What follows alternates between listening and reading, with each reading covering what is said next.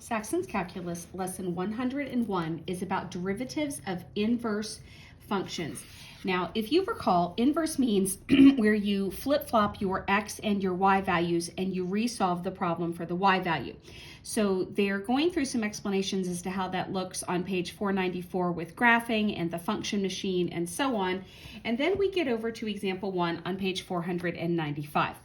And it is the function f of x, and that's where I started here, f of x equals x cubed plus x minus 1, is a one-to-one function. And they need to clarify that so that you understand that for every x value, there's only one y value coming out.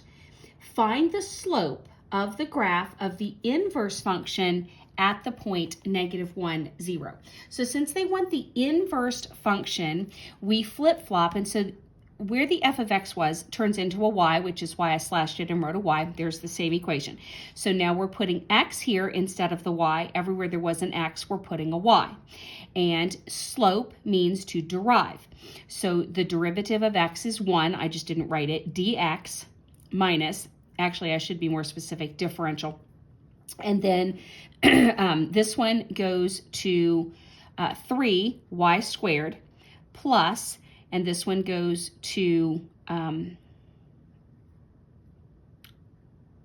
1. Sorry, I'm integrating in my head, and so I'm trying to say things backwards. And you can see I had the same problem here when I was writing it. I was trying to integrate, not derive. It's like been a while. So yes, so the 1 comes down, and then y to the 0 becomes a 1. 1 times 1 is 1. That's why that's 1 dy. And technically it's dy with both of those. So like this should have a parenthesis around it with that dy. And then of course the 1 drops off as a constant. So now I'm solving for the dy over the dx. So if you put this just in the front side and then you're dividing by this, that means that over here you had the 1 left over and you were dividing by this stuff to separate it away. So it's 1 over the 3y squared plus 1. And then this is our slope, and we're plugging in through this point. So we are, and because these were y's, you're pulling the y value and plugging it in, so it's a 0. And so that ends up equaling 1 over 1, so it's 1. Now they do another method to prove to you that you get the same answer. I am not dealing with that other method. You are welcome to look through it. If you like it better, use that. It really doesn't matter, but I'm not covering it. Then example 2 says, let f of x be x cubed plus x. If h is the inverse function of f, find h prime of 2.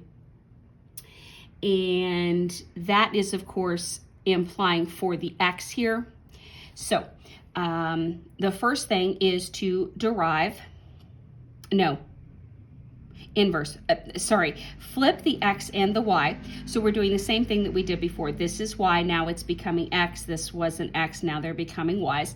And then we derive, so this is the 1 dx, this is 3y squared, this is 1, and then again that should be a parenthesis with that dy.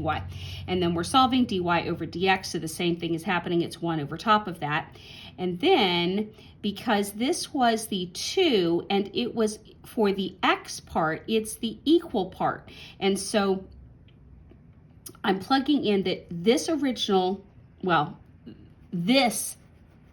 inverse equation is here. And so the 2 equals the y cubed plus 1. So the only solution that allows you to add two things and get a 2 is a 1. And so the y has to be a 1. Now that we know that, we plug the 1 into the derived equation and solve, and so 1/4. Now, they did make a very special note at the end of example 2 where they said, many standardized tests have these carefully contrived problems to see if the student understands the concept of the slope of the inverse function.